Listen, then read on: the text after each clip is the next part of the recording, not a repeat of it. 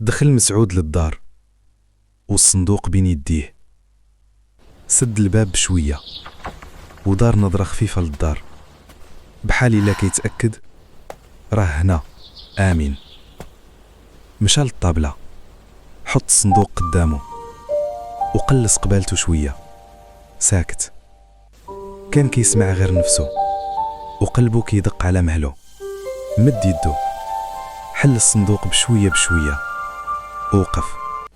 ضوء دافي خرج من الداخل، مع ما خطفش البصر، غير نور هادئ كيشدك ليه. فانوس قديم ولكن حي. مسعود بقى كيشوف وعقلو مشى بعيد. تفكر جدو، نهار قال ليه إلا جاك شي نهار شي ضو ما تهربش، راه جاي يهديك الطريق. رجع للواقع والفانوس مازال كينور، هاد المرة كتر شوية. مسعود قرب وبصوت واطي قال: دابا فهمت. شد نفس طويل وتبسم، وهاد اللحظة كانت غير البداية.